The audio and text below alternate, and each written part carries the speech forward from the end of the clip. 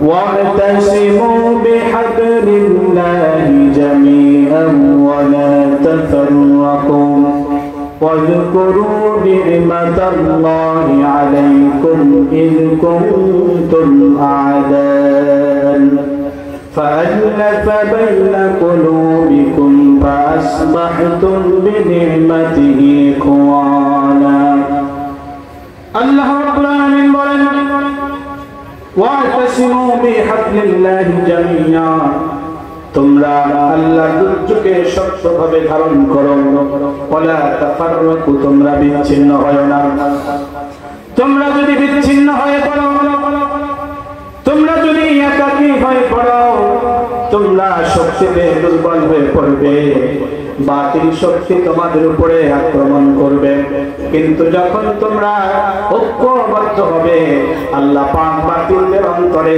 কাঁপুনি সৃষ্টি করে দিবেন বলেন সুবহানাল্লাহ ওয়াযকুরু নি'মাতাল্লাহি আলাইকুম ইয কুনতুম আ'দাআন আল্লাহ পাক বলেন স্মরণ করো সেই মুহূর্তের কথা সেই নিয়ামতের কথা সেই অনুগ্রহের কথা যেই অনুগ্রহ আল্লাহ তোমাদেরকে করেছেন তোমরা ছিলে পরস্পরের শত্রু যখন তোমরা বিচ্ছিন্ন ছিলে ঐক্যবদ্ধ ছিলে না তোমরা সংঘবদ্ধ ছিলে না তোমরা পরস্পরের শত্রু ছিলে কিন্তু যখন তোমরা ঐক্যবদ্ধ হয়ে রাস্তায় নেমে আসলাম তোমার ভাইয়ের জন্য দুই হাত উঁচু করে বুক পেতে দিলা গুলির সামনে ফাআল্লাফা বাইনা কুলুবিকুম আল্লাহ তোমাদের প্রত্যেকের অন্তরে রহম ঢেলে দিল ফাসবাহতুম বিনি'মাতিহি ইখওয়ানা ফলে তোমরা একজন আরেকজনের ভাই হয়ে গেলে বলেন সুবহানাল্লাহ তাহলে সংঘবদ্ধ জীবনের দরকার আছে হযরত ওমর ফারুক রাদিয়াল্লাহু তাআলা আনহু বলেন লা ইসলামা ইল্লা বিজামাআহ ইসলাম হয় না সংঘবদ্ধ জীবন ছাড়া ওয়ালা জামাআত ইল্লা বিইমারা আর জামাত হয় না সংঘবদ্ধ জীবন হয় না নেতৃত্ব ছাড়া একটা সুনিপুণ নেতৃত্ব সুন্দর নেতৃত্ব পিছিয়ে পড়া সমাজকে উন্নতির শিখরে পৌঁছে দিতে পারেন আপনারা দেখতে পাচ্ছেন না রমজান যে এত সুন্দর অতিবাহিত করলেন কয়দিন কারেন্ট গেছে আগে তো আমরা দেখতাম তারাবি নামাজ পড়ার জন্য নিয়ত করছি কারেন্ট নাই ইফতার করার জন্য বসছি কারেন্ট নাই সাহারি খাবো এখন কারেন্ট নাই কি যে কষ্ট আমাদের ছিল আলহামদুলিল্লাহ আমরা অনেক বছর পরে এরকম একটা রমজান পার করেছি আমাদের প্রয়োজনীয় দ্রব্যমূল্য অনেক নিয়ন্ত্রণে এই 86 বছরের একজন বৃদ্ধ মানুষ তার সুনিপুণ নেতৃত্বের কারণে দেশটা কোথায় নিয়ে যাচ্ছে আমরা যদি তাকে সার্বিকভাবে সহযোগিতা করতে পারি আলহামদুলিল্লাহ আমাদের এই দেশটা আর গরিব দেশ থাকবে না বলেন ঠিক কিনা সুনিপুণ নেতৃত্বের অধিকারী ছিলেন বিশ্বনবী মুহাম্মদ সাল্লাল্লাহু আলাইহি ওয়াসাল্লাম তিনি একটা চমক দেখালেন গোটা পৃথিবীর মানুষ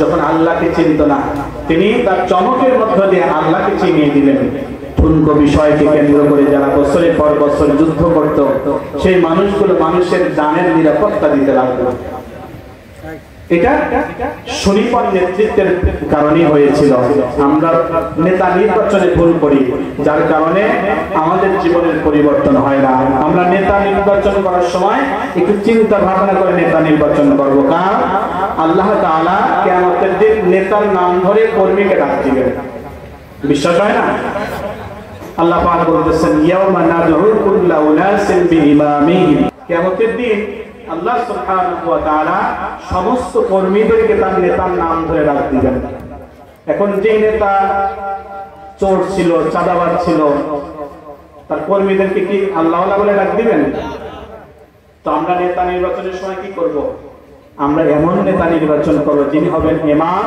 আর কর্মীরা হবে মুক্তাদি জোরে বলেন ঠিক কিনা আমার ভাইরা নেতা নির্বাচনের সময় যদি আমরা ভুল করি নেতা আমাদেরকে ভুল পথে পরিচালিত করবে নেতা যদি ভালো হয় নেতা তার কর্মীদেরকে ভালো পথে চালায় আর নেতা যদি খারাপ হয় তার কর্মীদেরকে খারাপ পথে চালায় আল্লাহ রাব্বুল আলামিন বলেন ওয়া ক্বালু রাব্বানা ইন্না আতা'না সাদাতানা ওয়া কুবারানা فأضلونا ইয়াদুল্লুনাস সাবিলা।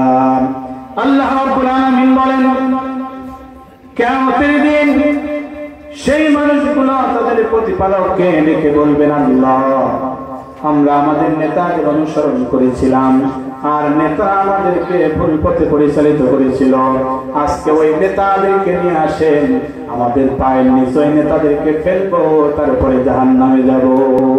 তাইলে সংঘবদ্ধ জীবনের দরকার আছে না নাই?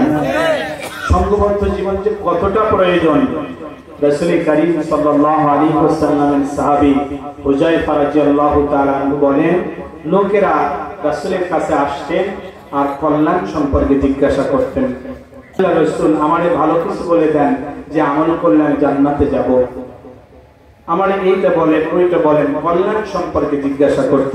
কিন্তু হুযায়ফা বলেন, আমি হুজুরকে শুধু অকল্যাণ জিজ্ঞাসা করতাম। কি জন্য? মাখাফাতান আইয়ুদরিকানি, এই ভয়ে যদি অকল্যাণ আমাকে পেয়ে বসে আমার কি করতে হবে। আমার ভাইয়েরা, হুযায়ফা বলেন, ইয়া রাসূলুল্লাহ ইয়া হাবিবাল্লাহ, আমরা জাহিলি যুগের অকল্যাণের মধ্যে ছিলাম, আল্লাহ আমাদেরকে ইসলাম গ্রহণের মধ্য দিয়ে কল্যাণ দান করেছেন, এই কল্যাণের পরে কি আবার কোনো অকল্যাণ আছে নাকি? আল্লাহর হাবিব বললেন, হুযায়ফা নাআম, অকল্যাণ আছে।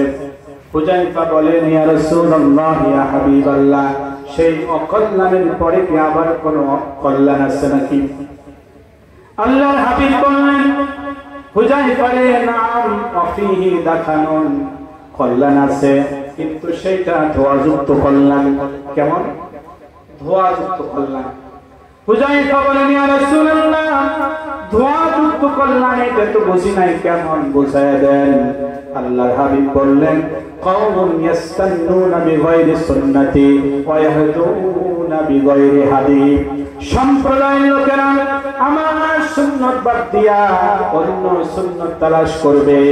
আমি যে ইসলাম প্রতিষ্ঠা করেছি, আমার সুন্নাত, আমার মডেল, আমার সাহাবীদের মডেল, আমার হিদায়াত বাদ দিয়া নতুন পথ আর মত তারা তালাশ করবে, সেটা মানবে। সমাজের প্রত্যেকটা জায়গায় বিদআত ছড়ায় পড়বে। হুযায়ফা, তুমি তাদেরকে দেখলে চিনবে এবং অপছন্দ করবে। হুযায়ফা বলেন, ইয়া রাসূলুল্লাহ, এই ধোঁয়াযুক্ত কল্যাণের পরে কি আবার কোনো কল্যাণ আছে নাকি?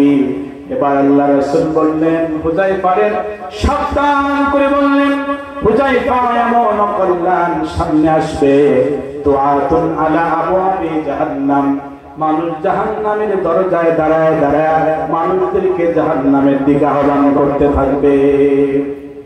সুদ, ঘুষ, রাহাজানি, হত্যা, ধর্ষণ এমন ভাবে বৃদ্ধি পাবে, সুদ আর ঘুষ দেখে বলবে, আসো আমার কাছে, আমি তোমার সম্পদশালী বানায় দেব।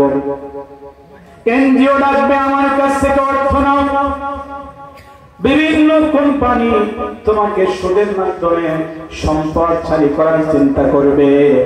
নারীরা বেপরদায় রাস্তায় নেমে পড়বে, এমন ভাবে পুরুষদেরকে আকৃষ্ট করবে, মনে হবে জাহান্নামের দরজায় থেকে আমাকে আহ্বান করতেছে, ডাকতেছে।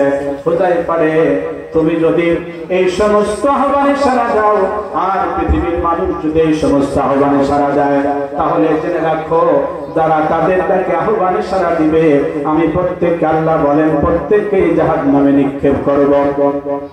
হুযায়ফা বলেন, ইয়া রাসূলুল্লাহ, সিফহুম লানা, আপনি তাদের গুনাহগুলো আমাদেরকে বর্ণনা করুন। আল্লাহর হাবিব মুহাম্মদ সাল্লাল্লাহু আলাইহি ওয়াসাল্লাম বললেন, হুম মিন জিল্লাতিনা ওয়া ইয়াতাকাল্লামুনা বিআলসিনাতিনা, তারা আমাদের মতোই মানুষ, আমাদের ভাষায় তারা কথা বলে, আমাদের মতোই দাড়ি আছে, টুপি আছে, জুব্বা আছে, কিন্তু যখন কথা বলে, কথা বলার সময় কথার মধ্যে বিষ ঢেলে দেয়। হুযায়ফা বলেন, ইয়া রাসূলুল্লাহ, সত্যি সত্যি যদি এই মানুষগুলোকে আমরা পেয়ে যাই আর এই জামানা যদি আমরা পেয়ে যাই, আমাদের কি করতে হবে? আল্লাহর হাবিব বললেন, তালজামু জামাআতুল মুসলিমিনা ওয়া ইমামাহুম, তোমরা সেই সময় মুসলমানদের জামাতের মধ্যে শামিল হয়ে যাবা। চিৎকার দিয়ে কোন সুবহানাল্লাহ।